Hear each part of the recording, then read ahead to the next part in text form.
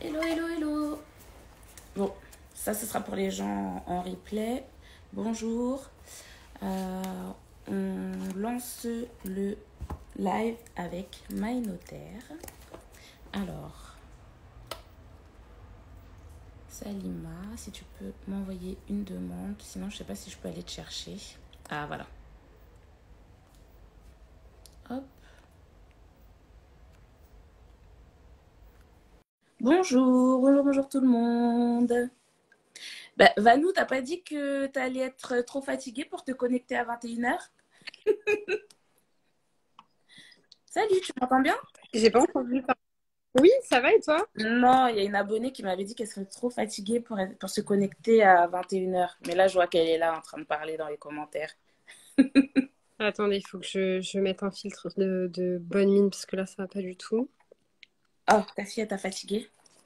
Ouais, tout m'a fatiguée. Seulement, c'était que elle. Non, beaucoup trop. Ah, voilà, là, on voit ton visage. Bonsoir tout le monde. Bonsoir, bonsoir. Bonsoir. Ah, yes, voilà, on te voit bien parce que tout à l'heure, tu étais un peu comme Ah ça, oui, là. oui, oui, désolée, désolée. Un peu de bonne humeur après une journée épuisante. C'est exactement ça. Non, moi, ça va, j'ai travaillé de la maison aujourd'hui. Oh mon Dieu, la chance. Juste le déplacement, c'est la pire chose déjà. Alors, il y a une personne qui demande est-ce que le live sera enregistré? Oui, le live sera enregistré. Vous pourrez l'avoir en replay si vous ne pouvez pas rester jusqu'au bout. Donc on va y aller. Alors, est-ce que tu peux... Ton prénom, c'est bien Salima, parce que moi, je te connais sous Exactement. la terre. D'ailleurs, comment est-ce qu'il faut qu'on t'appelle? Il faut qu'on t'appelle maître, maîtresse. Non. euh, Salut, là, c'est nous. Ok, Salima, bon, Non, parfait. non, il n'y a pas de ça entre nous. Oui, je sais que j'ai quelque chose sur la joue, c'est un patch pour les boutons, c'est un petit cœur. C'est une gommette. Un petit cœur. Alors, donc, bah, du coup, tu vas commencer par te présenter. Ok. Euh, Ben, du coup, je m'appelle Salima Damani. Je suis notaire à Montmorency dans le Val d'Oise dans le 95. J'avoue, j'ai mis un filtre un peu too much, mais je vous avoue que c'est nécessaire. Notaire dans le 95 à Montmorency. Et du coup, voilà, j'ai créé la page My Notaire pour aider les gens à avoir des informations sur le notariat, l'immobilier, le droit de la famille, etc. Beaucoup plus simple et beaucoup plus accessible que ce qu'on peut trouver sur Internet. Et voilà. Parce que vous, les notaires aussi, vous aimez trop utiliser des mots compliqués pour rien. Exactement. Et on essaye de faire les choses de manière à ce que tout le monde comprenne, même si t'as jamais fait d'immobilier, de droit à la famille ou n'importe quoi, que ce soit des mots simples pour que tout le monde comprenne, comme bah, pour nous, pour vous, pour tout le monde, quoi. Les termes juridiques, tout ça, on essaie d'éviter. Yes, bah, surtout sur mon compte, hein, pour les personnes qui se connectent via Salima. Moi, je suis Maëva du compte Mon Budget Bento. Et bah, justement, c'est un peu comme toi. Moi, j'essaye de vulgariser tous les termes liés à la finance en général et également des termes de notaire. Parce que justement, le problème, c'est que les gens, ils veulent investir, etc. Mais il faut aussi maîtriser la partie succession, patrimoine, achat, etc. Donc, c'est important aussi de comprendre ces notions-là. Et aussi, ce que j'aime bien dire, c'est que la France, c'est un pays aristocratique, dans le sens où on veut que les choses restent en famille, dans la famille. Et donc, il faut bien comprendre tous les avantages qu'il va avoir, en fait, à bien utiliser toutes les ficelles qui ont été mises en place, justement, pour favoriser la famille. Et aussi, un point que j'adore, c'est les colocs. Alors, pour ceux qui ne me connaissent pas, les colocs, c'est les gens qui vivent ensemble sans être ni pacsés, ni mariés, etc. Et qui pensent que légalement, ils sont une personne l'un envers l'autre. Les étrangers. Légalement, vous êtes des étrangers. Et je dis pas ça pour, comment dire, pour critiquer, puisque moi-même, j'étais en coloc avec le père de mon fils. Notre ami Lionel est encore parmi nous. Ah, je l'ai pas encore vu passer. Et du coup, c'est important parce que le problème, c'est que quand la vie, ça se passe pas comme on a envie que ça se passe, que ça se passe mal, que ce soit pour une séparation ou un décès, etc. Quand on est en coloc, et ben en fait, le notaire ne va pas vous adresser de courrier, en fait. Hein. Vous ne faites pas partie. Personne, personne ne vous adressera de courrier, ni le notaire, ni la banque, ni... Il y a personne ne vous... Il y a personne vous n'existez pas pour personne. Et je trouve que c'est très important. Et je sais que tu mets énormément l'accent là-dessus parce que de manière générale, les gens, ils investissent, ils font des projets, etc. Mais bonjour Morgane. En fait, ce qui est quand même très important quand on a des projets au niveau patrimonial d'investissement immobilier, c'est des projets qui coûtent énormément d'argent, c'est de pouvoir bien faire les choses, qu'on investisse avec quelqu'un avec qui on compte vivre toute sa vie. Vous pacsez, ça vous coûte rien du tout. Vous construisez un patrimoine ensemble, vous avez des enfants ensemble. Pour moi, le Pacs, c'est un minimum vital puisque exactement, vous êtes pire que des colocs, vous êtes des étrangers. Qu'on fasse un patrimoine, qu'on achète un bien immobilier, qu'on investisse sur des investissements locatifs avec quelqu'un avec qui on n'est ni pacsé ni marié, c'est comme si vous achetiez avec votre voisine. Au jour du décès, vous n'existez pas, clairement, inconnu. Et au niveau des impôts, si vous voulez faire des choses, c'est des choses qui coûtent énormément cher. Donc, en Oui, fait, les gens ne se rendent pas compte, ils se disent toujours, non, mais de toute façon, je vais mettre ma copine ou mon copain sur mon testament. Sauf que comme vous êtes des étrangers, et comme je vous le disais tout à l'heure, quand vous allez vouloir léguer votre bien à l'amour de votre vie, mais bizarrement, plus ni vous paxez ni vous mariez, et ben comme vous êtes considérés comme des étrangers, ça veut dire demain tu croises un mec dans le bus, il aura le même traitement vis-à-vis de l'État que ton mec avec qui tu es depuis 5 ans, 6 ans, 10 ans. D'accord? Donc, ce qui va se passer, c'est que quand tu vas mettre très bêtement, ou en tout cas de manière très inculte, ton copain ou ta copine sur ton testament, l'État, il va dire alors, à qui est-ce que tu donnes? Ah, ok, tu donnes à un étranger. Ok. Bah, comme tu donnes à un étranger et que nous, on est dans un pays aristocratique, c'est-à-dire un pays où on privilégie le lien filial, j'espère que c'est le bon terme, eh ben, ok, on va te faire un petit rabais de 1 500 euros. C'est peut-être 1 400 quelque chose, j'ai pas le chiffre en tête. Voilà, mais en gros, c'est 1 500 euros. Et tout le reste, on prend 60%. Donc, en fait, ce qui se passe, c'est, imaginons, vous avez acheté un appartement à 200 000 euros. Toi, tu as 100 000, à 50-50, hein, comme vous aimez bien le faire systématiquement. Hein. Donc, il y a un qui a 100 000, l'autre qui a 100 000. quand Et tu donc, dis 50-50, je... bref, on va en parler. T'inquiète, vos questions, elles n'étaient pas terribles, hein, j'avoue, mais bon, c'est pas grave, je vais mettre un peu des. Je réadonnerai vos questions. Et quand vous allez léguer à l'amour de votre vie vos 100 000 euros, donc l'État va dire ok, je te fais un abattement de 1 500 euros, donc 1 500 euros gratuits. Et sur les. Alors, je suis nulle en soustraction, mais les 98 000 Ouais, c'est ça. euros, 98 500 euros restants, eh ben, tu vas me donner 60% de ce montant-là. Donc, ça veut dire que même si on te lègue le bien, il faut que tu aies 60%, j'arrondis à 100 000 hein, du reste. Donc, en gros, il faut que tu aies 60 000 euros pour récupérer L'autre partie, l'appartement. ça n'existe pas. Tout le monde vend et il repart sur autre chose. C'est Personne ne prévoit ça. Alors que juridiquement, il y a quand même beaucoup de choses qui sont mises en place pour éviter tout ça. Le Pacs, typiquement, c'est pour les gens, enfin pour moi, le Pacs, c'est pour les gens qui veulent vivre en couple, mais qui veulent pas se marier. Vous avez quand même le Pacs qui est quand même... Un Pacs, ça coûte pas cher, hein, et pourtant, ça vous protège. C'est comme une assurance habitation. Vous la payez, elle est là, et s'il arrive quelque chose, bah, tant mieux. Exactement. Et d'ailleurs, c'est pas juste le Pacs, hein, parce que le Pacs, vu que ça ne vous rend pas héritier automatique, il faut faire le testament. Et justement, c'est là que le notaire entre en jeu. Donc, du coup, peut-être tu peux nous expliquer en quoi c'est important de faire le testament quand on a déjà un peu expliqué. Bon, là, je pense que vous avez compris avec les chiffres. Racheter son appartement pour 60 000 euros, j'imagine en plus, sans compter bah, les frais de rachat, enfin, comment tu appelles ça, la Les frais licitation. d'acte, exactement. Alors, en fait, si vous vous paxez, c'est déjà pas mal, on va dire. Déjà, il y a déjà des gens qui font la moitié du chemin, mais c'est pas un chemin qui est... Ça sert à rien. Enfin, c'est déjà bien parce que les gens font la démarche. On va pas dire que il y a ceux qui font rien et ceux qui font un petit peu, mais c'est pas complet. Quand on fait un Pacs, il faut faire un Pacs plus un testament pour pouvoir bénéficier de l'exonération des droits. Alors, vous faites un Pacs pour vous protéger, pour cadrer un peu la vie entre vous et se dire on est pacsé. En fait, les gens qui se pacsent, c'est plus pour se dire on est en couple officiel et au niveau des impôts, on a une imposition, etc. Mais pour aller sur ce point patrimonial et succession, il faut faire un testament.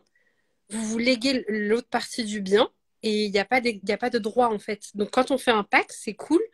Allez jusqu'au bout, faites un testament pour vous protéger totalement. Et dans ces cas-là, ça va bien. Après, il y a le mariage qui protège au max, mais déjà, pacte plus testament, très bon combo. Pour moi, c'est le minimum d'assurance quand on achète en couple. Il faut parce que sinon vous êtes comme c'est la même chose que si vous achetiez avec des gens que vous connaissez pas. Et la mort, c'est la seule chose qu'on prévoit pas. Donc pour moi, c'est comme une assurance habitation. Personne ne vit sans assurance. Bah, le pacte testament pour les gens en couple, franchement minimum. Merci. Donc là, c'est le notaire qui vous le dit. Alors quand c'est moi, peut-être vous écoutez pas, mais là, c'est un notaire. Non, on vous D'ailleurs, dit, et en plus, on le dit à l'étude, que ce soit Liven, qui est mon associé notaire, ou moi, quand on reçoit les gens, on ne frappe pas les gens, mais ça, je sais qu'on le dit à chaque fois. C'est quelque chose qu'on dit tout le temps pour prévenir et pour que les gens aient connaissance de ça, pour que vraiment ça reste dans la tête, quoi. mais c'est bien que tu fasses ça parce que moi, franchement, je suis allée 2 fois chez le notaire. J'ai acheté 2 biens avec le père de mon fils en coloc. On m'a jamais dit, ouais, ce serait quand même mieux que vous soyez paxé, etc. Bon, alors nous, c'était pas pareil parce qu'on avait un enfant. Donc effectivement, quand tu as un enfant, on va dire c'est moins pire entre guillemets parce que c'est ton enfant qui hérite de la part de l'autre. Donc a priori, bon, t'es pas trop mis en danger. Mais sauf Bah, que pour moi, c'est pire. le jour où ton enfant il a 18 ans, Ben oui, il te bonjour dit, madame, la porte est là. il va pas te mettre dehors, mais il peut te dire, rachète-moi ma part. Pour moi, c'est pire quand on a des enfants parce que, enfin après c'est personnel, mais quand on a des enfants, l'engagement, il y a un enfant. Donc pour moi, l'engagement est déjà pris. Donc faire un testament et un pacte, c'est que des papiers en fait. Et au contraire, il faut plus se protéger. Non, mais Quand c'est on clair, a, tu arrives au stade où tu as déjà fait un enfant, qu'est-ce que ça te pardon, qu'est-ce que ça te coûte, je suis fatiguée, qu'est-ce que ça te coûte d'aller chez le notaire, tu signes ta convention de Pacs et ton testament. D'ailleurs, peut-être tu peux nous dire combien ça coûte de faire rédiger, par exemple, la convention par le notaire et Alors le pacte, c'est dans les 265 €, je crois. Donc ça va, c'est pas. Après, vous pouvez le faire à la mairie, etc. Mais un pacte, vous pouvez l'imprimer de Google et aller enfin, le faire enregistrer à la mairie. Mais après, c'est un pacte Google. C'est à l'intérieur, il n'y a rien du tout. même si c'était 500 euros, je suis désolée pour régler. Si ça peut te faire économiser 60 000 euros en bout de course, je sais pas, au bout d'un moment. Après, non, mais parce qu'il y a des gens qui disent c'est payant, mais oui, derrière, c'est comme une assurance, mais il y a des choses qui sont gratuites. Après, vous pouvez vous paxer avec Google, mais ce sera pas la même chose qu'un pax notaire, quoi. Non, non, non. Moi, vous n'allez pas vous paxer avec. Et la culture du moins cher, il faut, Oui, il faut arrêter je ça. suis d'accord. Surtout Euh, important. 265 plus l'enregistrement, on est environ à 400 €. Pardon, je viens d'avoir Un l'event petit. Ouais. Donc, un voilà. petit glow-up du. Voilà, donc 400 euros, vous prévoyez 400 euros. Vous enlevez de votre. Vous avez votre épargne, n'est-ce pas, puisque vous suivez mon C'est bon, budget. c'est revenu. Ah, ça va, rigole. Désolée. Et du coup, donc on a dit 400 euros pour la rédaction de la convention de Pax. Et du coup, pour le testament, Alors, si je dis pas de bêtises, mais je sais qu'on me corrigera, c'est dans les 100 € un testament. ouais, je crois que c'est 115, un truc comme ça. C'est vraiment pas cher. Donc voilà, vous voyez, c'est un investissement de 500 balles que vous mettez sur la table pour vous protéger, vous et votre partenaire. Hein, parce que vous vous aimez tellement que vous allez prendre un crédit sur 25 ans ensemble. C'est vrai. Donc franchement, vous pouvez prendre 500 euros pour mettre les choses carrées et vous savez que c'est fait. Et en plus, tu sais, comme tu dis, la mort, c'est quelque chose alors c'est quelque chose qu'on peut prévoir, mais on ne pourra jamais savoir quel jour est-ce que ça va arriver. Oui. Et quand ça arrive, vous croyez que vous avez vraiment envie de vous mettre dans des papiers, de vous rendre compte que vous n'avez pas fait ça et ça, etc. Non, vous n'avez pas envie de ça, en fait. Donc, ne serait-ce que par amour, vous dites, ouais, bah voilà, j'ai pas envie que mon compagnon ou ma compagne, elle ait besoin de gérer des problèmes pareils le jour où il m'arrive quelque chose. Donc, je mets en place les actions nécessaires avec l'aide du notaire pour pouvoir avoir un truc carré. On n'a pas besoin de réfléchir, tout est écrit. Le notaire, il déroule son truc et ça y est, c'est fini, quoi. Surtout qu'un testament, enfin, vous pouvez le modifier. C'est pas le testament que vous allez faire qui Ouais, c'est sera. pas gravé dans le marbre. Oui, non, pas du tout, pas du tout. Donc, si aujourd'hui vous êtes avec cette personne et vous avez fait un testament et demain, enfin voilà, et votre vie évolue, vous faites un autre testament. C'est pas. Et est-ce que corriger le testament, il faut repayer à chaque fois le même montant ou quand c'est une correction, il y a un autre prix ou Non, c'est... parce qu'on fait un nouveau testament. Vous faites un nouveau testament. Quand on fait un testament, on annule tout ce qui s'est passé avant, en fait. D'accord.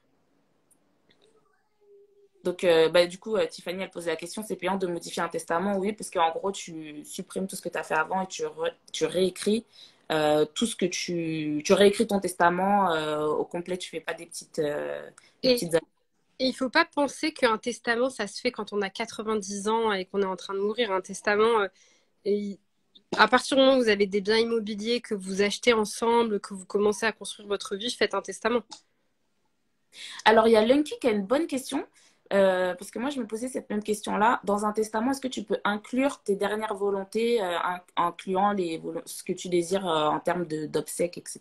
Alors oui, on peut prévoir ça pour tout ce qui est enfin, comment être enterré, etc. Mais il faut juste savoir quelque chose, c'est que généralement, quand on ouvre le testament, la personne, elle est déjà enterrée Ah, depuis.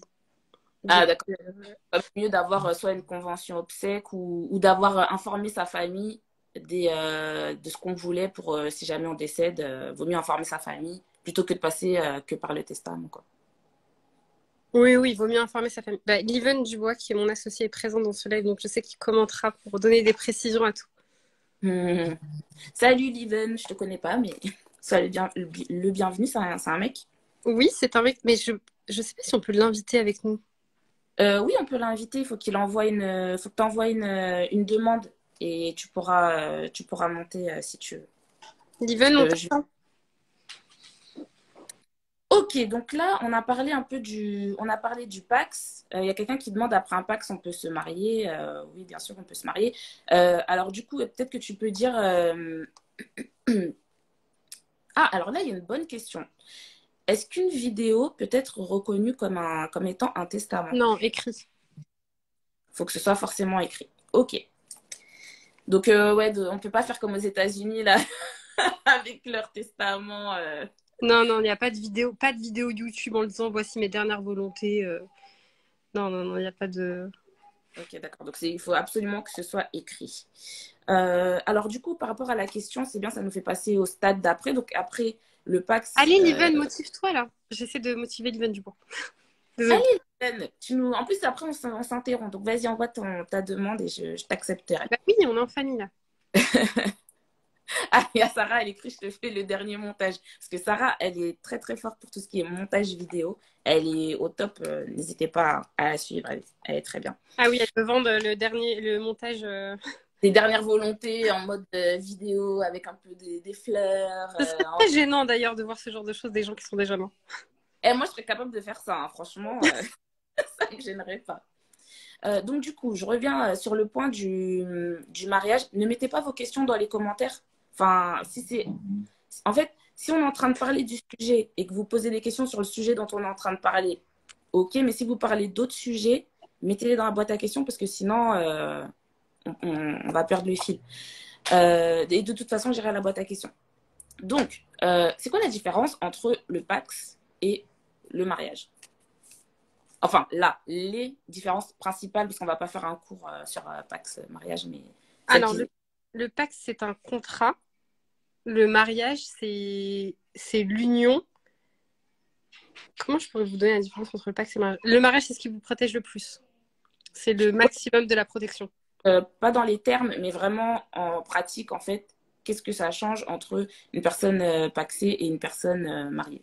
Une personne mariée, vous pouvez vous faire une donation entre époux. Donc, vous donnez une quotité disponible sur votre patrimoine. Et aussi, la plus grosse différence pour moi, qui est méga importante, c'est que quand vous êtes marié, vous avez le droit à la pension de réversion. Vous travaillez toute votre vie, chacun travaille de son côté. Euh, vous attendez la retraite pour aller vivre au soleil, très bien, etc. Vous n'êtes pas paxé. Vous êtes paxé, pardon. Donc, vous êtes quand même protégé, vous êtes fait un testament, etc. L'un de vous décède, ben, il n'a pas le droit à la pension de réversion de l'autre. Alors que vous avez vécu toute votre vie ensemble, c'est quand même dommage. La seule manière de pouvoir avoir la réversion de la retraite de l'autre, c'est-à-dire avoir une partie de la retraite de l'autre, c'est le mariage. C'est par le mariage. Donc ça, c'est très important parce que, tu C'est la vois, il y chose a, la plus importante pour moi. ouais, au niveau, en tout cas, niveau financier. Alors, il y a Baïs ici qui dit un époux héritier de l'autre époux, un partenaire de Pax ne l'est pas. Oui, mais le Oui, partenaire peut le mettre en héritier à travers ton testament. Donc, à la fin, ça revient au même. Mais par contre, effectivement, sur la pension de réversion, eh ben, tu as une grosse différence puisque tu n'auras rien en fait. ouais. Et bah, on sait que souvent, bah, ce sont les hommes, souvent, ce sont les hommes qui décèdent en premier, puisque en règle générale, ils sont plus âgés et ils ont une espérance de vie un peu moins longue Ouais. que les femmes, même si c'est en train de se rapprocher de plus en plus. Et du coup, bah, tu te retrouves voilà, un peu bah, avec un seul salaire alors que vous viviez à deux. Donc, oui, il y a certains coûts qui vont baisser parce qu'il y a une personne en moins. Mais par exemple, imaginons pour les personnes qui ne sont pas propriétaires, notamment, et ben, imagine, vous étiez à deux à payer le loyer, et ben, tu te retrouves toute seule à payer ton loyer. Donc, ça, c'est quand même une sécurité. Après, moi, je ne suis pas une fanatique du mariage, hein. Donc, voilà, mais il faut savoir quand même qu'il y a des différences entre le Pacs et le mariage. Euh, ouais. Il y a Kelly qui dit ma tante survit grâce à la pension de réversion de son ex-mari, 300 € par mois. Et c'est pas un montant non plus. Oui, non, franchement, la pension de réversion, bah, c'est pas ça. C'est que quand tu as vécu toute ta vie, je pense, avec un certain niveau de vie, euh, et en pensant, et en faisant ta vie, en pensant avoir une partie de la retraite de l'autre, et qu'au final, il n'y a rien, c'est quand même, pour celui qui reste, c'est dur, en fait. Je pense que ça peut être ça peut être compliqué, en fait. Et il y a Guetta qui dit c'est plafonné parce que oui, il faut avoir. Je crois que si tu gagnes au-dessus d'un certain montant, je crois qu'ils ne te le donnent pas. J'avais fait des recherches un peu dessus, mais je t'avoue que ça m'est sorti de la tête. Mais j'avais fait un post pour ceux que ça intéresse sur mariage versus Pax pour voir les différences qu'il y avait entre les deux.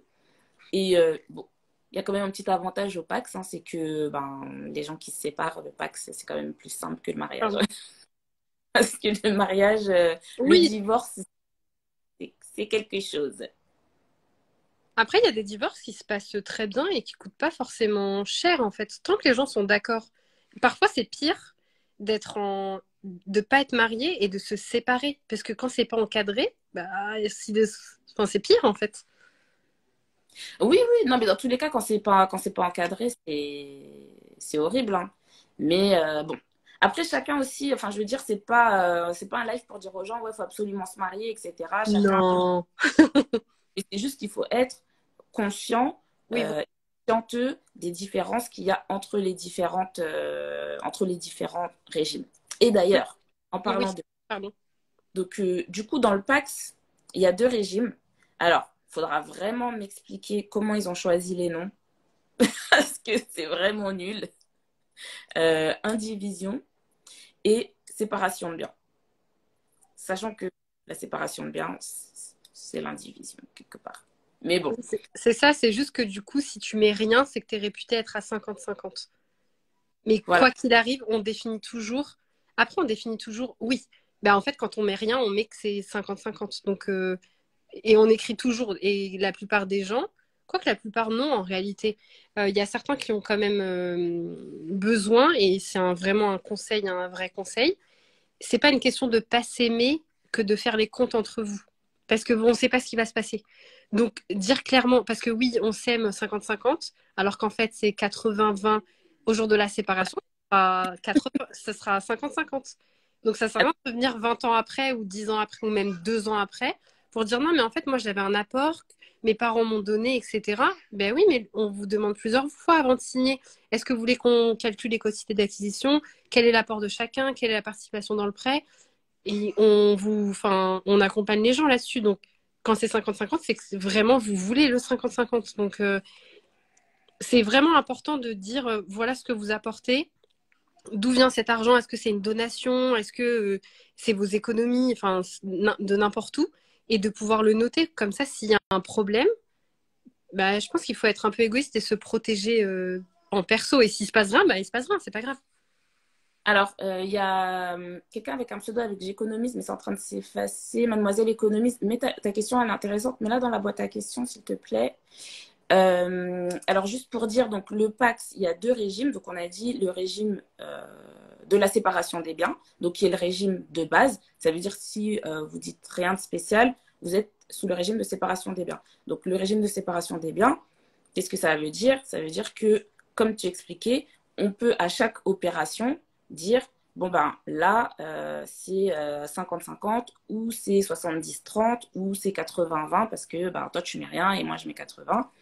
Euh, Tandis que l'indivision, c'est l'équivalent de la communauté pour les personnes qui sont mariées, où en gros, c'est d'office 50-50, sauf mention. Quoi. Si tu choisis par exemple l'indivision, est-ce que tu peux quand même faire 70-30 à un moment ou à partir du moment où tu choisis le PAX? Non, non, on met les quotités à chaque.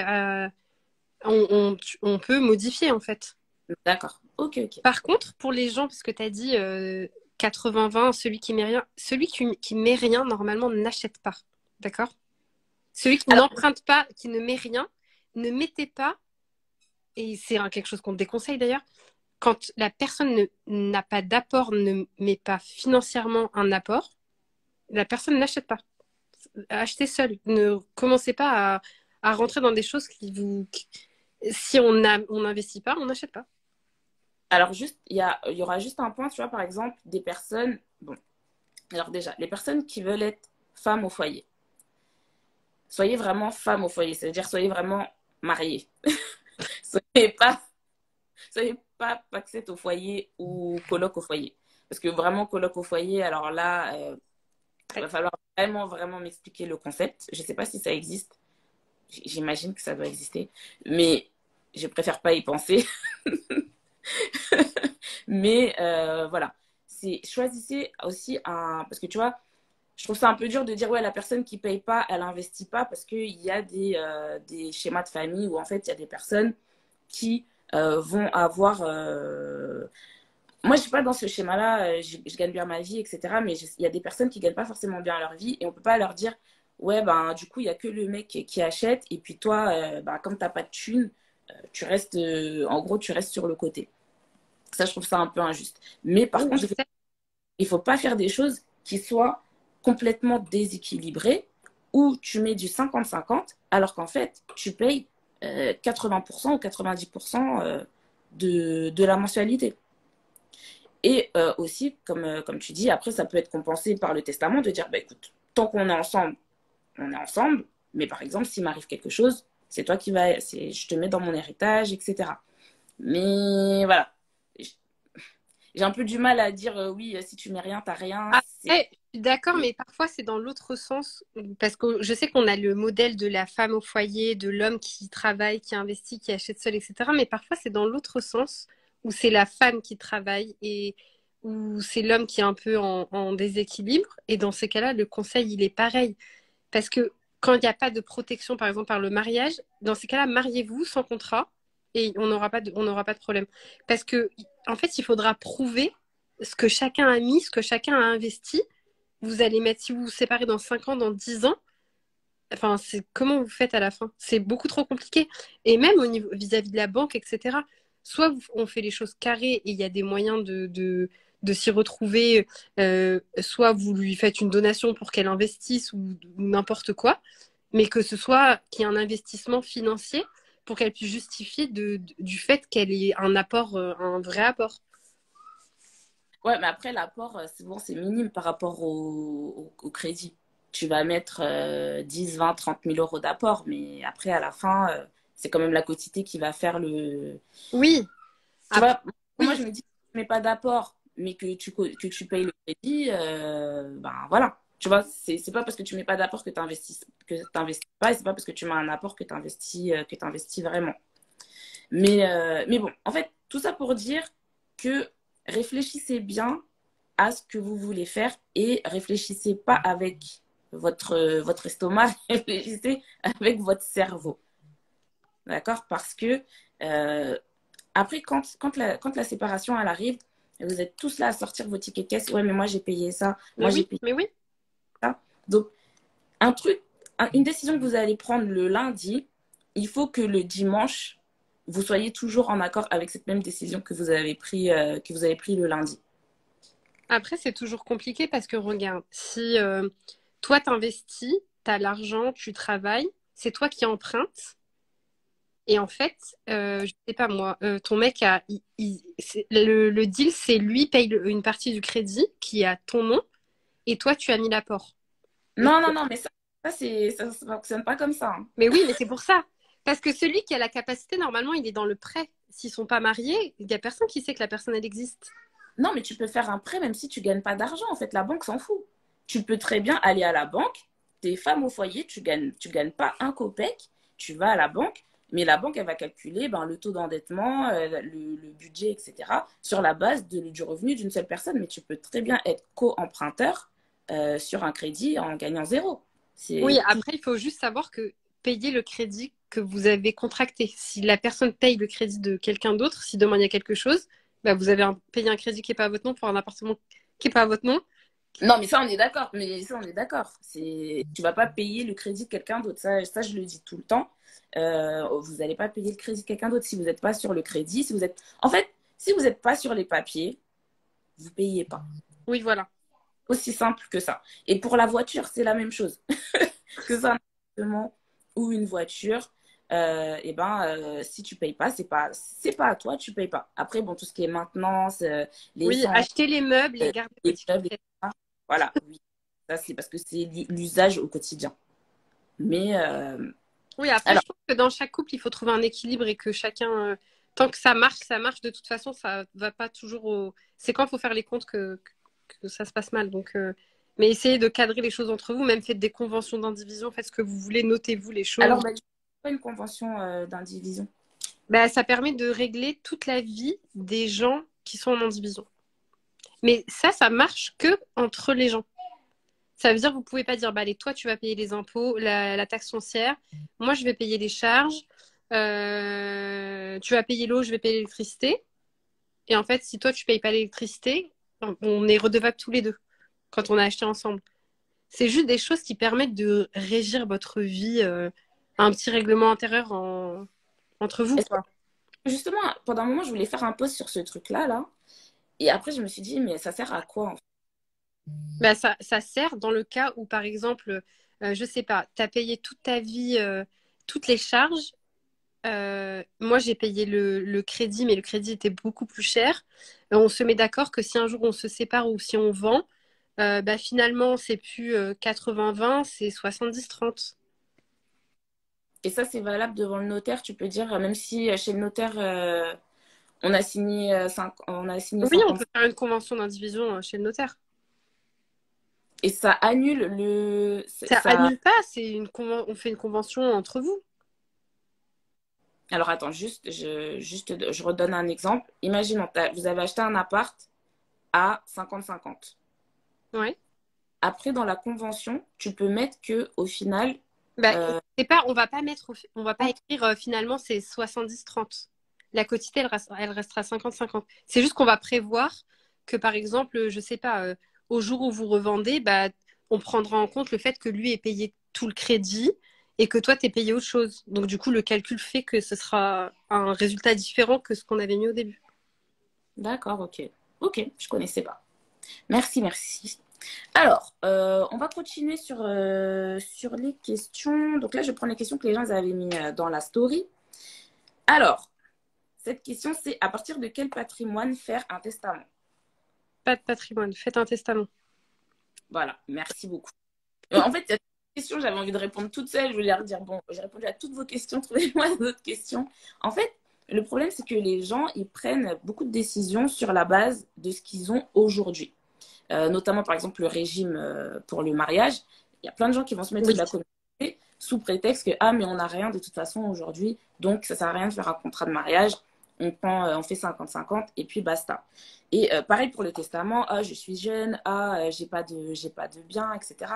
Mais à moins que vous ayez décidé que pour les 20 ou 30 ou 50 prochaines années, vous allez rester exactement au même endroit et que votre situation ne va jamais changer, c'est quand même mieux de prendre les devants et déjà organiser une partie des choses et réfléchir aussi comment est-ce que vous voulez mener votre vie patrimoniale.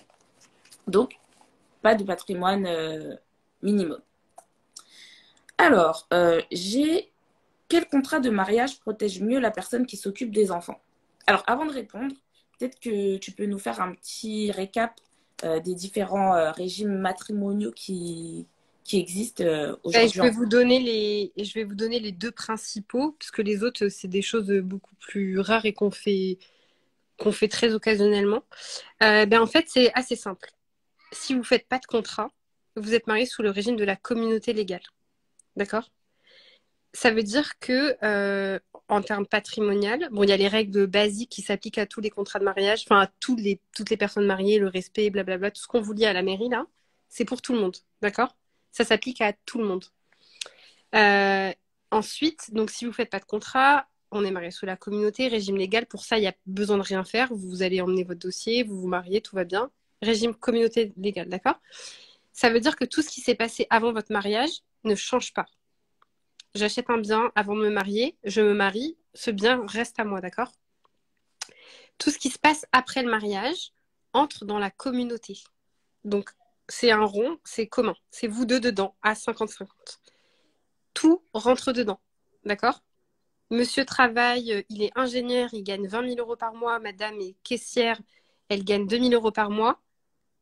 Les salaires sont communs à 50-50. D'accord? Si monsieur cache sous son canapé ses salaires pour les économiser, aller vivre sa best life avec sa maîtresse et achète un appartement à sa maîtresse, cet appartement, c'est l'appartement de sa femme et lui, à 50-50. Tout ce que vous faites avec votre argent, et que vous les économisiez, que vous faites ce que vous voulez, c'est commun. D'accord? Ça, c'est très important à mettre dans votre tête. Et je voudrais juste rajouter une précision parce que tu as dit que, en fait, ce que tu avais avant reste à toi. Oui, Mais en fait, si jamais tu n'as pas fini de payer ton crédit sur ton oui, bien, c'est exactement ce que j'allais dire. ah bah vas-y, vas-y, vas-y. Du coup, tout ce que vous faites avec votre argent, une fois que vous êtes marié sous la communauté, devient commun. Donc, ça veut dire que, admettons, les loyers que tu as de ton bien perso, que tu as acheté avant, c'est ton appartement, tout ce que tu veux, etc., tu l'as mis en location, c'est commun. Les loyers, c'est de l'argent commun. Donc, monsieur peut se servir de cet argent, etc. Ensuite, si par exemple, tu achètes un appartement un an avant de te marier, donc il te reste encore 24 ans à payer en crédit, que bah, c'est commun. Ah, je crois que tu as reçu un appel. C'est juste... Oui, j'ai coupé. C'est juste que le bien, il te restera propre à toi. C'est ton appartement, ok? C'est juste que cet argent que tu as utilisé pour rembourser un prêt d'un bien à toi, tu devras le rembourser au jour où on liquidera ta communauté. Donc, soit par décès, soit par divorce. Donc, ça veut dire que l'argent que tu as pris de la communauté, de tes salaires, pour payer ce crédit de ton appartement commun, on appelle ça une récompense. Tu devras le rendre à la communauté. OK? Et aussi sur la communauté, je me souviens plus ce que j'allais dire. Les loyers, c'est commun. Ah oui, et tout ce que tu reçois, par exemple, je sais pas, tu perds tes parents, t'es marié sous la communauté, tu reçois une maison de ta mère qui est décédée. Par contre, ça, c'est propre à toi. Si tes parents, Propre. Ça s'appelle fonds propres, tout ce qui est tout ce qui est reçu par donation ou succession, ça reste propre à la personne. Alors, ça reste propre tant que vous ne faites pas la bêtise de mettre l'argent sur un compte commun. Alors, par contre, admettons, je sais pas, tu as reçu une maison de ta mère, elle vaut 100 000 euros. D'accord? Tu la revends pour acheter une résidence principale avec ton mari avec lequel tu es marié sous la communauté. D'accord? Donc, tu revends cette maison, tu reçois 100 000 euros que tu vas réinvestir dans cette maison. Le notaire, très sympa, va écrire dans l'acte quand tu rachètes cette maison que tu remploies l'argent qui t'est propre à toi toute seule à hauteur de 100 000 euros dans cette maison. Donc, ça veut dire que si 20 ans après, tu revends cette maison ou si on liquide votre communauté, tu récupéreras ton argent qui est à toi. Donc, le bien que tu as reçu, que tu as transformé en argent pour le réinvestir dans quelque chose de commun, tu le récupères si on fait si on met cette clause de remploi. Mais si tu mets sur un compte commun et qu'en fait, tu sépares pas cet argent et que tu l'utilises, on l'utilise, ça se fond dans la masse commune, bah 20 ans après, tu vas pas dire, enfin, c'est trop dur à prouver. C'est pour ça qu'on fait ce remploi de dire, c'était mon argent propre que j'ai reçu de succession, de donation ou de n'importe, enfin, de quelque chose de propre que je réécris ou je dis, ça permet de suivre l'argent qui était propre en fait. Alors, la clause de remploi, tu peux l'utiliser à plusieurs effets. Donc, tu peux l'utiliser effectivement dans le cadre d'achat immobilier pour expliquer. Juste une seconde. Neylan, t'as mangé? C'est pas cuit encore. Ok, pardon. Parce qu'il est 21h45. C'est pour ça qu'il veut toujours manger des trucs qui prennent du temps pour gratter des. Tu vas Très intelligent, je recommande. Et en fait, pardon, ce que je voulais dire, c'est que donc la clause de remploi, comme tu l'as dit, Salima, on peut l'utiliser dans l'immobilier pour expliquer, ben voilà, ça, c'est de l'argent qui vient ou un bien qui vient de ma famille, etc. Et tu peux aussi l'utiliser, par exemple, dans des supports comme l'assurance vie. Donc, par Oui. exemple, si tu reçois cette maison de 100 000 euros, qui vaut 100 000 euros de la part de ta mère et que tu souhaites la vendre et récupérer l'argent, et ben l'argent, tu peux le mettre sur une assurance vie en précisant que l'argent que j'ai placé sur ce fonds, eh bien, c'est l'argent qui vient de fonds propres. Et donc, là, j'utilise ma clause de remploi. Et c'est pour ça, une fois, j'avais aussi conseillé à toutes les personnes qui vont se marier, si vous avez une assurance vie, arrêtez de verser dessus et ouvrez un nouveau contrat. Parce qu'en fait, ça va vous permettre, grâce à l'assurance vie, comme c'est un compte où il n'y a pas de va-et-vient, etc., de vraiment la garder en fonds propres.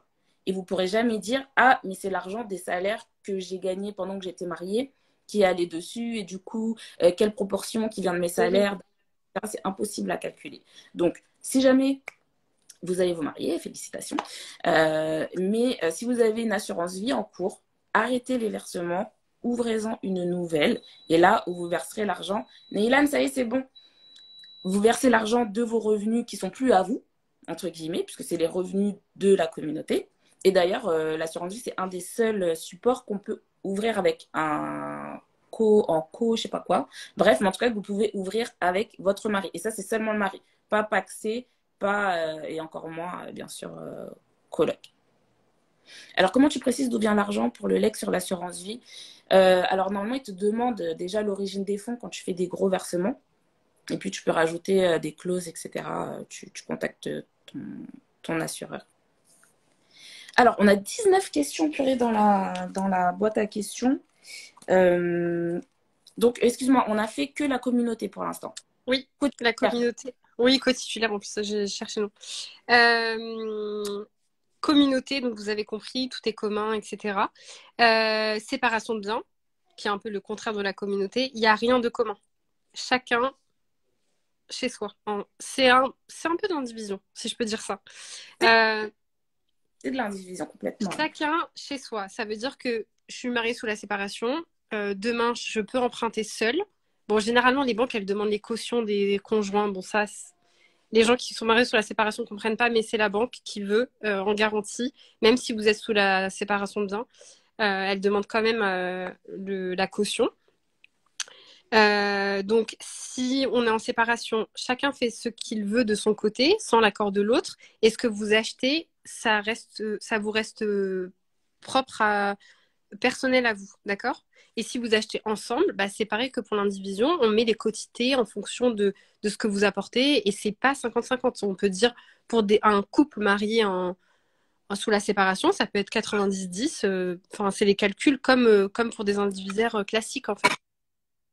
Et l'avantage, c'est que, parce que souvent les gens ils vont dire, ouais, la séparation de biens, c'est pour pas, parce qu'on ne veut pas partager, qu'on pense à la séparation, blablabla. Mais déjà, même en séparation de biens, vous pouvez acheter à 50-50 si vous voulez. Vous pouvez très Oui, bien vous dire, bah, là, la résidence principale, on l'achète à 50-50. Mais moi, par exemple, j'ai envie d'investir je sais pas moi, je veux un immeuble de rapport et puis l'autre il veut faire du Airbnb à Paris, et ben chacun fait sa stratégie et sans que ça ne soit bloquant en fait pour l'un ou pour l'autre. on le conseille surtout aussi pour les gens qui ont des professions, des entrepreneurs, les professions libérales, etc. Ça permet de séparer le patrimoine pour les créanciers, le patrimoine pro, et que de l'autre côté, l'autre conjoint garde son patrimoine bien séparé. Voilà, parce que ce qui se passe, c'est que quand tu es sous la communauté, vu que tout ton patrimoine, il est dans la communauté, quand le créancier, il vient, il dit oui, monsieur ou madame, votre entreprise, elle a fait faillite et vous devez rembourser tel et tel et tel créancier, ils vont taper dans la communauté directement. Sauf que quand tu es en séparation de biens, ben, en fait, ils peuvent utiliser uniquement ce que tu as mis. Alors, soit, peut-être tu pourras nous expliquer c'est quoi la société d'accueil ou ce que vous avez en propre, mais pas les biens propres du conjoint ou de la conjointe. Je sais pas ce que tu es en train de dire, Saïma, tu es très concentrée. Non, c'est parce qu'en fait, ça a bugué. Je voyais tes lèvres bouger, mais j'entendais pas le son. Rien, ah merde. Non, je disais que par rapport aux créanciers, en fait, ça permet de créer, Un ça permet patrimoine séparé, en d'étendre, fait. je sais pas si ça se dit étanchéiser, vous avez compris, un truc étanche, en fait, entre le patrimoine d'un conjoint et de l'autre. Donc, le créancier, il va venir chercher chez vous et éventuellement ce que vous avez en commun, mais pas dans le patrimoine propre de votre conjoint ou de votre conjointe. Je vais dire une précision parce que c'est une question. Je dis que ça comme si c'était un secret, mais pas du tout. Mais parce que c'est une question récurrente.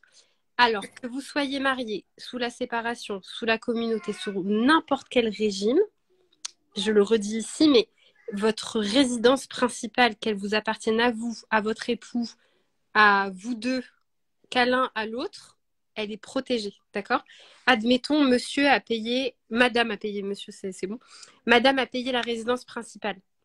Vous êtes sous la séparation de biens. Vous vivez dedans. Madame veut vendre cette résidence principale. Monsieur est obligé de donner son accord. D'accord? En fait, le logement de la famille et les meubles qui sont à l'intérieur sont protégés par la loi pour n'importe quel régime. D'accord? Donc, si vous vous dites oui, de toute façon, c'est chez moi, j'ai payé, je vais vendre, je vais le mettre dehors, ben, en fait, il faut qu'il vienne signer devant le notaire. Il intervient à l'acte pour dire ok, j'ai compris, on vend la résidence principale de la famille. Et vous pouvez rien faire contre ça, c'est une obligation, c'est une obligation. Que vous soyez sur n'importe quel régime et que le bien soit le sien, le vôtre, c'est une obligation. Ouais, merci pour la précision, puisque c'est vrai qu'il y a des spécificités pour la résidence principale, ce qui est normal, hein, parce que c'est pas genre, ouais, c'est ma maison et du coup, je te Oui. fous de comme, comme un clochard ou comme une clocharde. Ça fonctionne pas comme ça. Mais c'est vrai que dans ce que tu as dit tout à l'heure, la législation protège les liens de sang et protège quand même la famille et le mariage. Il y a tout ce truc autour de ça qui est quand même, qui a pas, quand on est pacsé, ça peut être la résidence de la famille, de tous vos enfants que vous donnez un ou 20. Je vends, merci, au revoir. Ouais, ça se passe pas comme ça. Alors, il y a une question qui est revenue là plusieurs fois par rapport à la communauté de biens et les familles recomposées. Et j'ai pas vu la question. Bah, parce qu'en fait, tu vois, la communauté de biens, ça peut être compliqué parce que si tu as une famille recomposée, bah, par rapport à ton patrimoine, comment. Alors, Quoique, ouais, pour c'est le les patrimoine. familles recomposées, je pense que les familles recomposées, déjà, c'est essentiel de prendre un rendez-vous, soit avec avec un notaire, déjà, c'est sûr, avec un gestionnaire de pâtes ou En fait, il faut que ce soit du cas par cas pour que vous soyez accompagné. Parce que, par exemple, tu as une famille recomposée, tu as déjà des enfants, lui a déjà des enfants, tu construis toute ta vie avec lui, 30 ans de ta vie, il considère tes enfants comme ses enfants, etc. Vous n'êtes pas mariés, ou vous êtes paxé, mais pas marié ou pas paxé. Il arrive quelque chose à l'un ou l'autre. Les successions, c'est chacun de son côté. Tout le monde est étranger, que ce soit les enfants ou le conjoint ou le concubin. Et je pense que pour les enfants, c'est des choses qui sont assez dures parce que du coup, ils viennent pas à la succession d'une personne qui les a élevés, soit comme un père, soit comme une mère. Donc, les familles recomposées, c'est du cas par cas. Il faut bien anticiper pour moi soit des donations, soit des testaments. Il y a aussi l'adoption. Et l'assurance vie aussi. Oui, et l'assurance vie qui est gérée hors succession et qui permet de pouvoir. Ma sœur, elle écrit bonsoir maître, n'importe quoi. Qui, qui permet de pouvoir avantager quelqu'un et sortir du droit des successions qui est quand même fiscalement, c'est quand même la misère. Dès qu'on donne quelque chose à quelqu'un qui n'est pas dans la lignée, c'est quand même hyper cher. Faut laisser tomber, Mais c'est c'est juste pour du. ça que c'est important d'adapter et de protéger. Quand on vit toute sa vie avec des gens qui n'ont pas de lien de sang, il faut anticiper parce que vraiment, c'est très très important, je pense. Et de toute façon, on y vient de plus en plus parce que les familles recomposées, maintenant, c'est une famille sur deux. Donc, clairement, Ah, c'est maintenant, les familles recomposées, ah ouais, c'est. bah, Bah, en même temps, s'il y a un couple sur deux qui. Déjà, un couple marié sur deux qui divorce, forcément, les gens après, ils restent pas célibataires toute leur vie de 40 ans à 80 ans, quoi. non, non, pour la plupart, non. Je vais regarder un peu vos questions. Je vais voir s'il y a des questions. Désolée, hein, si elles sont pas intéressantes, pas qu'elles sont pas intéressantes, mais si on a déjà répondu. Et c'est vrai que ton compte est plutôt pas mal parce que tu abordes énormément de sujets, fiscalité, droit de la famille. Il y a quand même beaucoup de choses qui sont pas mal. Merci beaucoup. Alors, il y a Golden Boy qui demande, est-il vrai qu'il faut effectuer les démarches de succession de son vivant avant 65 ans? Pouvez-vous expliquer les avantages? Bon, alors déjà, on a dit le testament, on n'a pas besoin d'attendre d'avoir 65 ans. Dès que tu commences à avoir des revenus, tu peux faire ton testament. Je ne sais pas pourquoi la date de 65 ans précisément. C'est peut-être par rapport aux donations, mais ça, c'est 80, c'est que l'argent, non? 65 ans. En fait, quand je vois 65 ans, c'est juste la protection pour le bail qui me vient en tête. Ah oui, que tu peux plus expulser les Oui, personnes. voilà. C'est le seul âge qui me vient en tête. Après 65 ans, il se passe peut-être quelque chose que je j'ai pas en tête. Chercher une question qui sera peut-être plus précise. Alors, Après, de toute façon, si vous voulez anticiper votre succession, faites des donations. Vous avez le droit à un abattement de 100 000 euros tous les 15 ans. Donc, à 40 ans, il faut commencer à donner, quoi. alors, je dirais même avant. Alors, sur les successions, enfin, sur les donations, successions, etc., déjà, pour tout ce qui est donation, renseignez-vous sur le démembrement, s'il vous plaît. C'est la base. C'est la base de la base de la base de la base. Parce que le démembrement, ça te permet de donner en payant très, très peu d'impôts.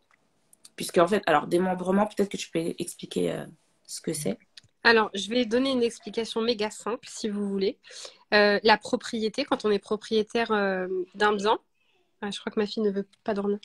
Euh, Propriétaire d'un bien, elle est composée de deux choses, l'usufruit et la nue propriété. L'usufruit, c'est celui qui peut user de la chose, c'est celui qui peut utiliser le bien, si vous voulez.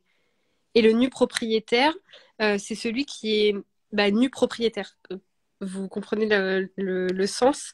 L'usufruitier, par exemple, si le bien il est loué, c'est celui qui perçoit les loyers. D'accord? Et le nu propriétaire, il est propriétaire, mais il ne peut pas utiliser la chose. Par contre, ils sont propriétaires tous les deux ensemble et ils peuvent rien faire sans l'autre. Ça, ils se complètent. Au, au décès de celui qui a l'usufruit, celui qui est la nue propriété, il devient plein propriétaire de tout. Tout ce qui était en propriété de l'autre s'efface. Donc le but du jeu, quand on fait des donations, c'est de pouvoir jouer entre ces deux choses-là.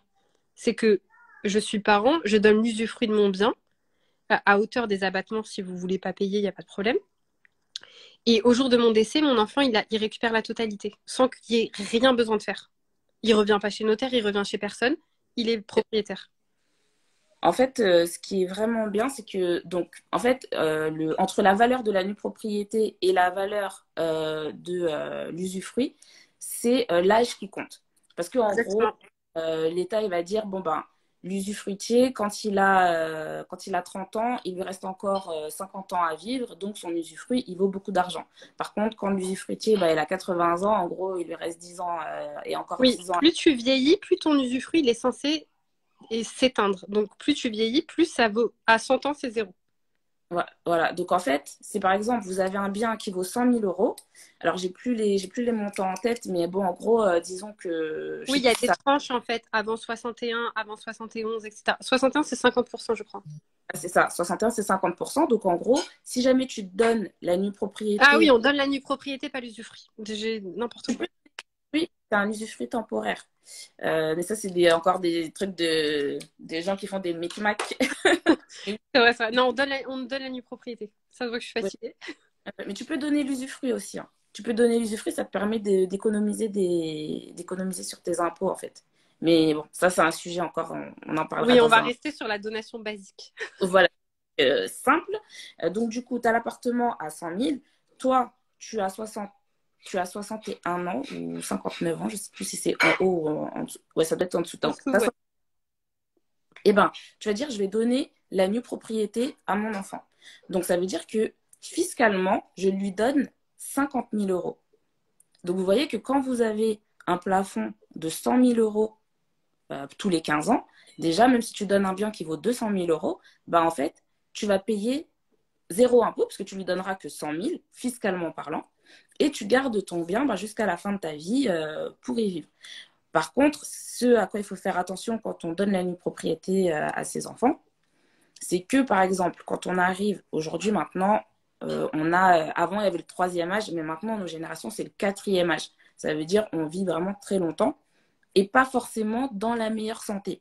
Et donc, du coup, souvent, quand on n'a que sa résidence principale, il vaut mieux pas donner toute la nue propriété à ses enfants pour, au cas où, si on a besoin de vendre sa résidence principale pour pouvoir financer, par exemple, la maison de retraite, il faut pas que voilà que l'usufruit voie genre 20 000 euros à la fin ou 50 000 euros parce que ça suffira pas.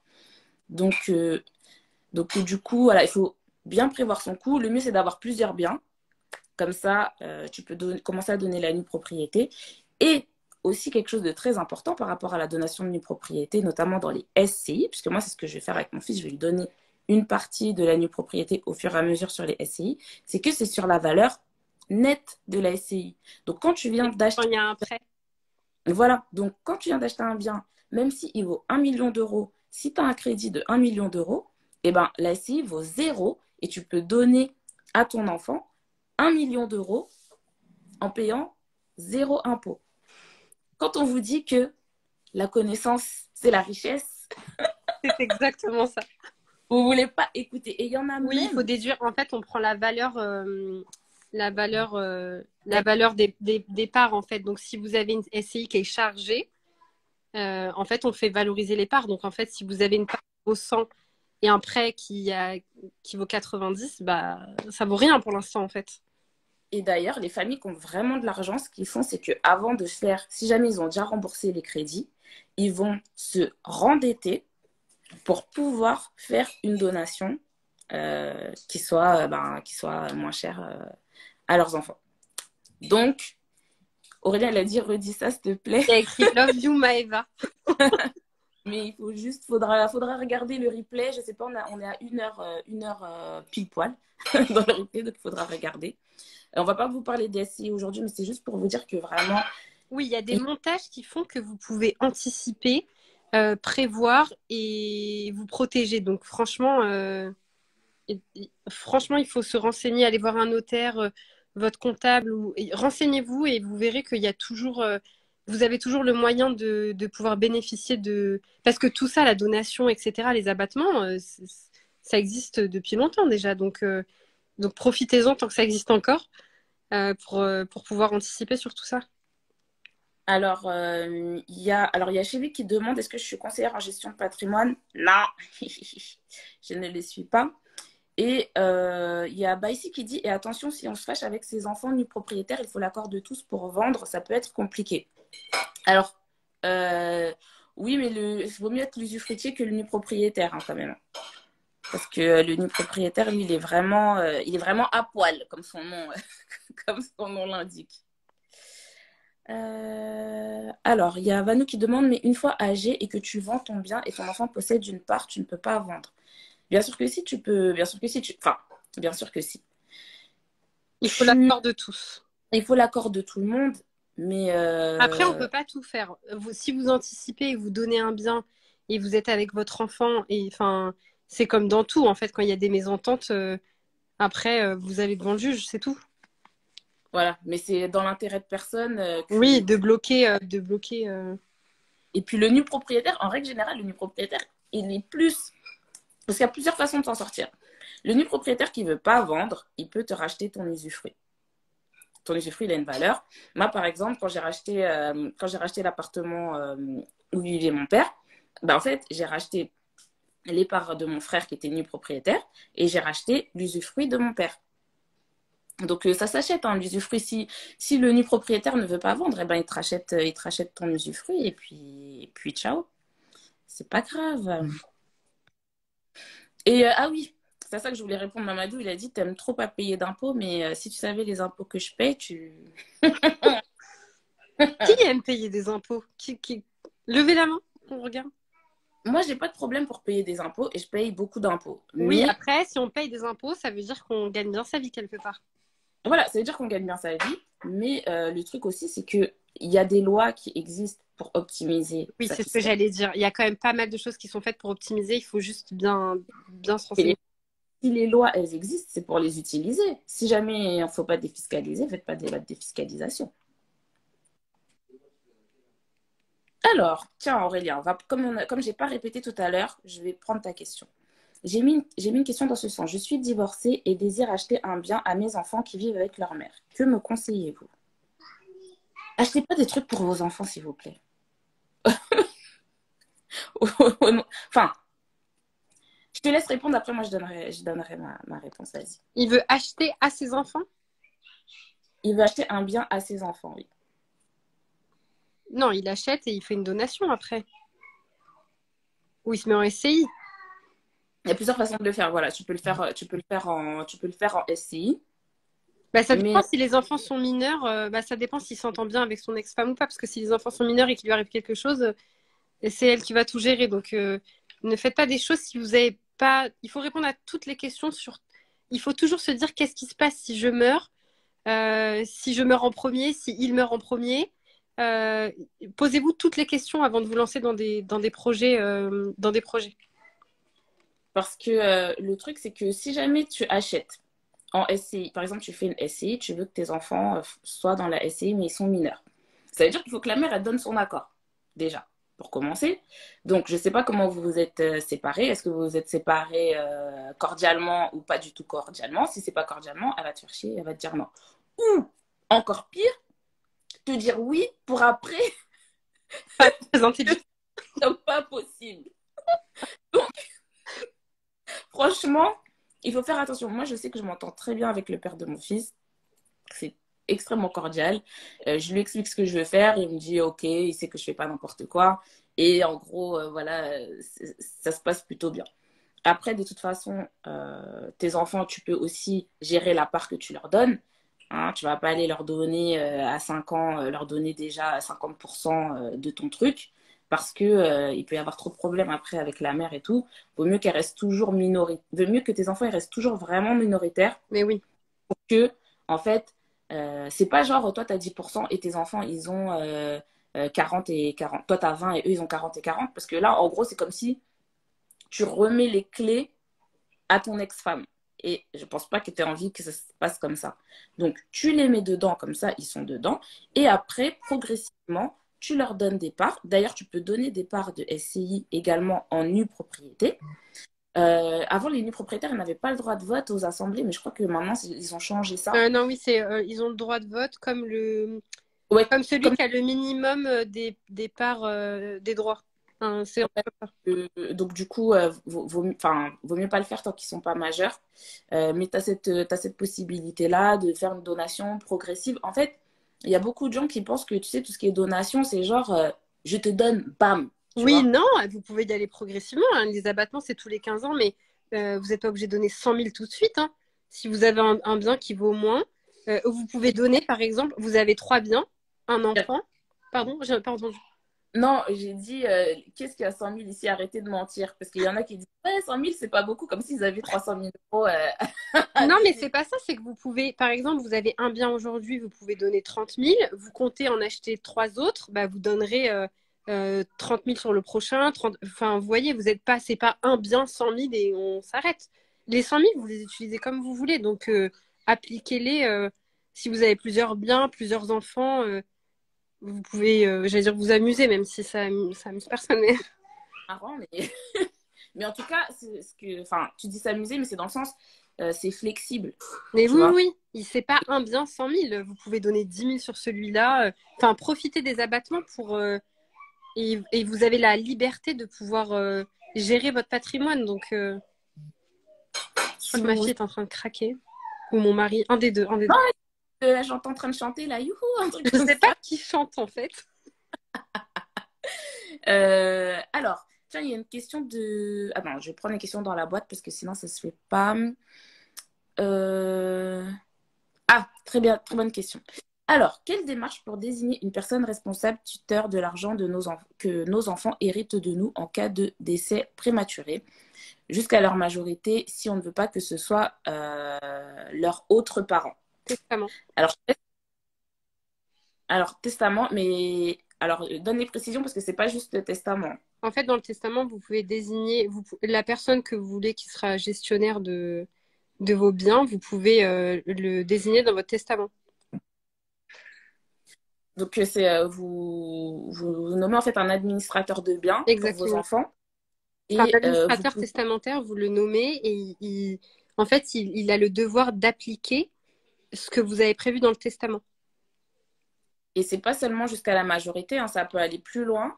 Ouais, oui, oui. Tu par exemple, jusqu'à 25 ans. Après, moi, ma notaire, elle m'avait dit qu'il fallait pas que ce soit trop excessif, genre 25 ans maximum, parce qu'après, à partir de 30 ans, enfin, au-dessus de 25 ans, en gros, l'enfant peut très bien aller au tribunal et dire qu'en fait, le Oui, testament... c'est abusif. Mais vous pouvez prévoir, je sais pas, un accompagnement, que les fonds soient placés sur tel et tel type d'assurance vie, qu'il ait une partie à ses 18 ans, une autre partie à ses 20 ans, qu'il soit accompagné par tel type de gestionnaire de patte, etc. Enfin, vous pouvez choisir ce que vous voulez. Donc, ça, c'est tout. C'est pour ça, le testament, c'est quand même pas mal important. Ouais. Ouais, surtout quand on a un patrimoine qui commence à être important et que bah, on sait que voilà, l'autre parent n'est pas forcément alors soit pas là, soit pas fiable, ou soit bon, on n'est pas trop sûr, donc on préfère nommer quelqu'un voilà, dont on sait que la gestion elle sera bonne. On peut mettre aussi des événements, est-ce qu'on peut dire voilà, on peut débloquer tant pour un mariage ou tant pour un diplôme. On peut mettre Après, oui, c'est assez libre. Il faut pas que ce soit non plus trop contraignant pour celui qui est censé l'exécuter. On va pas dire s'il a 20 en maths, je lui donne 1 000 euros. Enfin, il faut que ce soit quand même assez. dès qu'il a Ouais, bac plus 2 10 000, bac plus 3 encore 10 000, bac plus 5 exactement. Et ça, c'est important. Ça peut être aussi bien important pour quelqu'un, par exemple, qui est malade. Je sais pas, on apprend qu'on a un cancer, on se dit, mince, bah, je vais mourir. Mon enfant, il a 16 ans, il a 14 ans. Allez, je prévois ça, comme ça, je sais pas, je suis séparée du père de mon enfant, je peux prévoir tout ça. Comme ça, au moins, je suis tranquille dans ma tête en me disant. bah, n'attendez pas d'avoir un cancer pour faire ça. Non, mais En fait, comme ça, il y a ce truc de se dire. Enfin, ouais, non, oui, mais ensuite, parce que en fait, si le père ou la mère de votre enfant, il sait pas gérer de l'argent, vous le savez aujourd'hui, en fait. Vous oui, avez besoin d'attendre de vous faire renverser par une voiture pour le savoir. Donc, c'est comme tout à l'heure, on disait, il faut anticiper. Si vous savez déjà que que l'autre parent, en fait, vous ne pouvez pas compter dessus d'un point de vue financier alors que vous êtes en train de construire un patrimoine important, c'est maintenant en fait que vous devez faire votre patrimoine et que vous expliquez que ben voilà, le jour où il m'arrive quelque chose, si mon enfant il est toujours mineur, et ben je veux que ou qu'il a moins de tel âge, je veux que ce soit telle personne qui s'occupe de gérer le patrimoine que je lui lègue. N'attendez pas d'avoir des mauvais événements dans votre vie pour organiser votre succession. Enfin, je veux dire, tu peux sortir demain dans la rue, te faire renverser par une voiture et jamais rentrer chez toi. Donc, c'est pas, n'attendez pas des problèmes, en fait. Ça va pas vous attirer des problèmes de Oui, prévoir. c'est une protection. Donc, il y a quelqu'un qui a mis, est-ce qu'on peut nommer deux administrateurs? Oui. Soit ça peut être, vous pouvez nommer deux personnes qui vont faire les choses conjointement, ou une qui fait et l'autre qui contrôle, en fait. Vous gérez comme, mais mettez pas 10 personnes, par exemple. Deux personnes, c'est bien. Par exemple, si la première, elle décède elle-même, qu'il y ait quelqu'un d'autre en survie, quoi. Ouais, en fait, moi, j'ai mis mon frère en premier et j'ai mis après ma cousine, mais c'est comme ma sœur. J'ai mis mon frère et après j'ai mis ma cousine si jamais mon frère soit il refuse ou soit il est pas dispo, il est plus pas là ou voilà. Alors, Vous pouvez par mettre contre, quelqu'un de la famille de votre ex-mari, par exemple, pour que ce soit... ouais, juste une précision, l'administrateur de biens, c'est vraiment sur la partie financière, hein. Ça ne veut pas dire que l'autre parent, il va perdre Non, l'autorité, pas du tout. etc. C'est vraiment uniquement pour la partie financière. Juste, je vais faire un commentaire. Il y a Kelly qui parle du père de Tori Spelling, etc. Les États-Unis et la France, ça n'a absolument rien à voir. En France, c'est aristocrate. Aux États-Unis, c'est capitaliste. Ça veut dire que aux États-Unis, ils considèrent que ton argent, c'est ton argent et tu fais ce que tu veux avec. Si tu veux pas les donner à tes enfants, tu donnes pas à tes Oui, enfants. oui, ça n'a rien à voir. Ça n'a rien à voir. En fait, tu fais pas ce que tu veux avec ton argent puisque c'est la filiation qui compte. Donc, tu as une partie en fonction du nombre d'enfants que tu as, que tu peux donner à d'autres personnes qui seront très lourdement taxées. Enfin, sauf si c'est la famille, t'as des abattements en fonction si c'est neveu, nièce, frère, sœur, etc., les parents. Mais je sais qu'on a tous été bercés aux séries américaines, etc. Mais Oui, le truc de dire pas- faites déshériter, ça n'existe pas en France, en fait. S'il reste quelque chose, quoi qu'il arrive, s'il reste 1 euro, l'enfant aura forcément de l'argent. voilà. À moins qu'il ne reste rien, mais ça n'existe pas de déshériter ses enfants en France. À partir du moment où vous laissez quelque chose, vos enfants auront. Tu peux les déshériter, mais c'est des cas vraiment extrêmes, genre ton enfant, il essaie d'atteindre à ta vie, tu vois. Oui, ben dans ces cas-là, c'est Il comment? est enfant indigne, je sais pas, Oui, voilà, l'indignité. Mais là, c'est vraiment des cas. Par exemple, extrême. mon enfant me tue. Bah, du coup, pénalement, il sera condamné et il sera indigne. Mais du coup, oui, c'est vraiment des cas hyper spécifiques. Il faut qu'il m'ait tué et que je sois morte de ça. Par exemple, il essaye de me tuer et je meurs d'une longue maladie. Ah bah, à part si pénalement il est condamné, enfin, voilà quoi. Mais sinon, c'est des cas très spécifiques. Mais sinon, votre enfant, ça restera votre enfant. Donc, il sera. À moins qu'il n'y ait rien. Ouais, mais bon, je vous souhaite pas d'avoir rien en partant. Si vous me suivez pour partir avec rien, c'est dommage. Non. Alors, tiens, il y a une question. Et si nos parents ont des dettes qu'on ne le sait pas et qu'ils meurent? Donc ça, tu peux refuser. Je te laisse expliquer, hein, Ouais, vous pouvez refuser la succession s'il y a que des dettes, vous pouvez la refuser. Ou vous pouvez l'accepter qu'à concurrence de l'actif. Ça veut dire que l'acceptez qu'à concurrence du positif en fait. Vous prenez pas les dettes. Donc on fera un calcul, on paye ce qu'il y a à prendre et on paye les dettes. S'il reste de l'argent, vous prenez ce qui reste. alors, il y avait une question sur la clause bénéficiaire là, dans l'assurance vie. Par exemple, si on a mis qu'on veut mettre son enfant, mais qu'on ne sait pas s'il y aura d'autres enfants, mettez des clauses qui ne sont pas trop spécifiques. Générique, oui. Voilà, des clauses génériques. Vous dites par exemple, à part égale entre mes enfants nés et à naître. Il n'y a pas Oui, besoin de spécifier Jonathan, oui. etc. Il y a pas besoin parce qu'au jour de la succession, de toute façon, on fera état des enfants que vous avez, de vos héritiers réservataires. Et ce sera partagé entre eux. Donc, L'assurance vie, tu peux enfin, il faut pas écrire mes héritiers. Tu n'es pas obligé de mettre mes héritiers, mais alors, ensuite, ah bah tiens, il y a, en ce moment, j'ai une recrudescence de demandes d'accompagnement. Je ne fais pas d'accompagnement, je suis désolée. d'accompagnement pour aller où? Pour aller où? J'ai pas Accompagnement vu. pour enfin, pour Ah, gérer, etc. Je fais pas d'accompagnement, désolée. Voilà, alors la question de tout à l'heure de Mademoiselle Économise.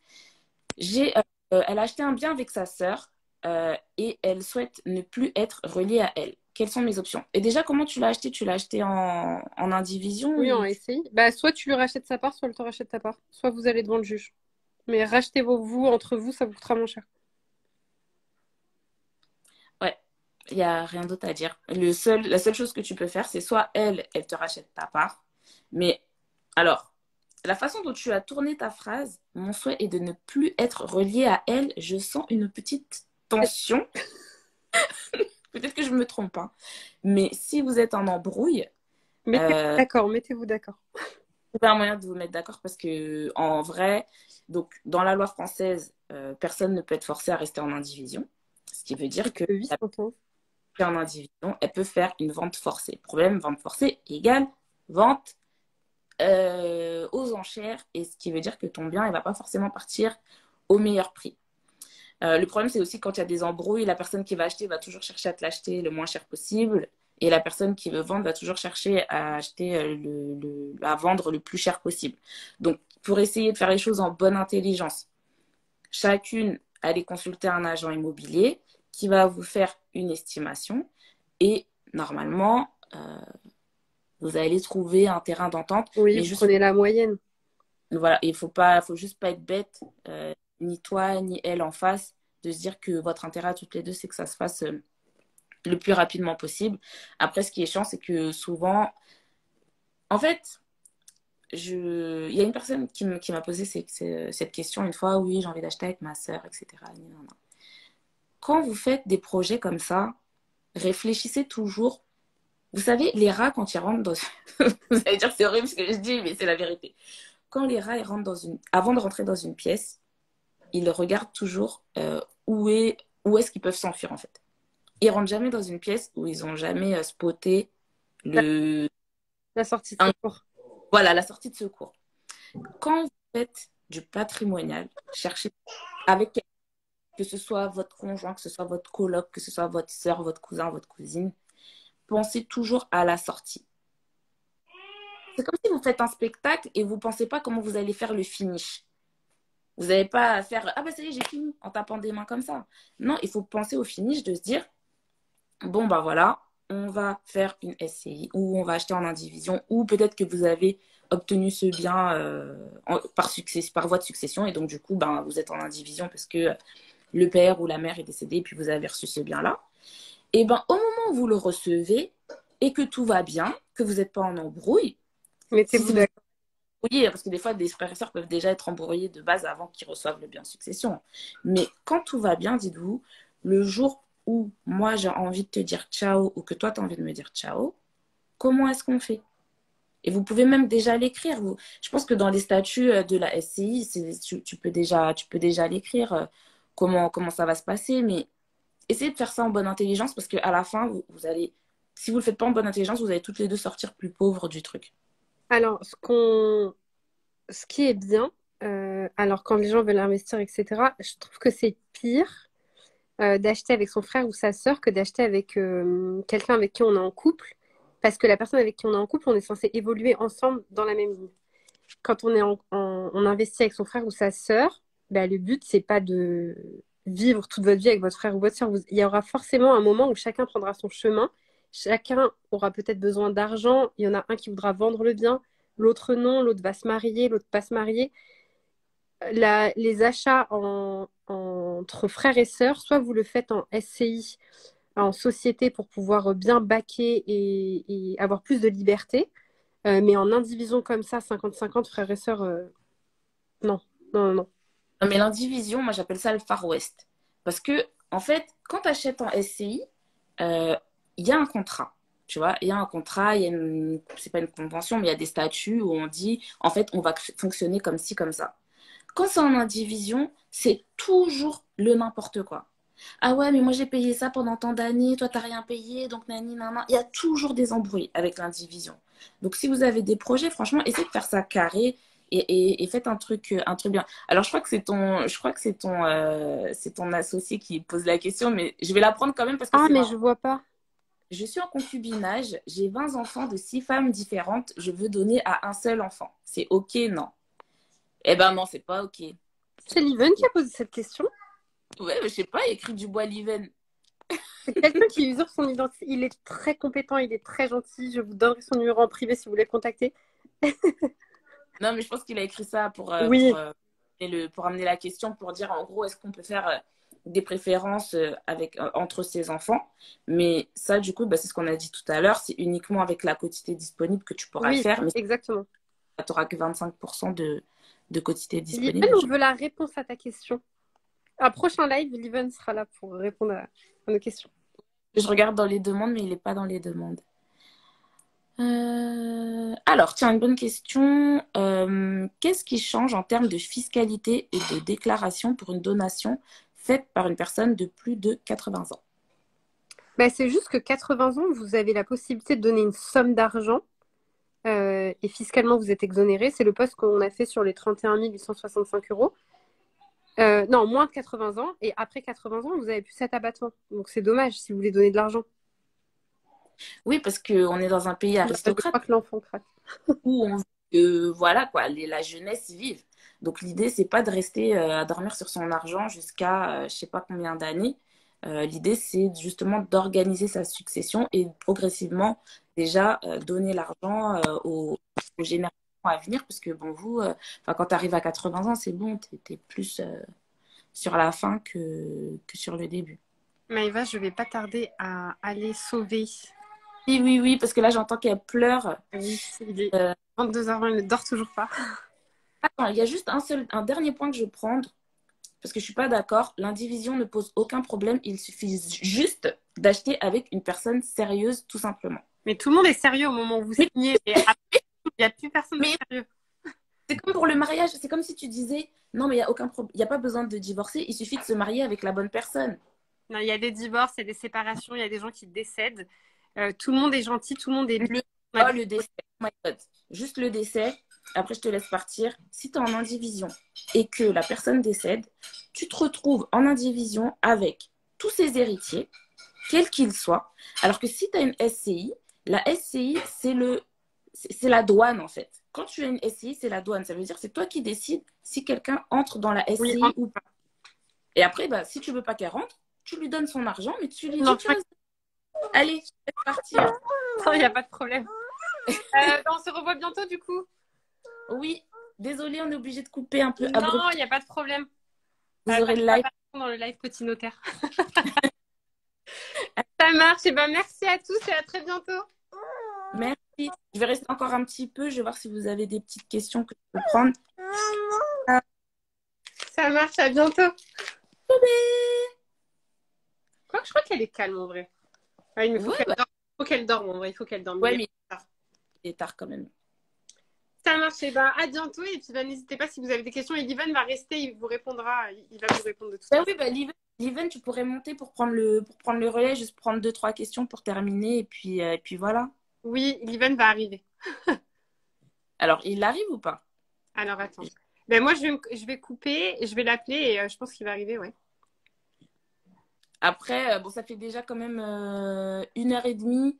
Pour que les gens ils regardent le replay, ça va faire un peu long. Tu sais quoi, on va Oui. couper. Et au Oui. pire, on On fera on en refait un. il n'y a pas de problème. Merci beaucoup, Maëva. Allez, bonne soirée tout le monde et merci Bonne beaucoup. soirée à tous. Merci. À bientôt. Bye.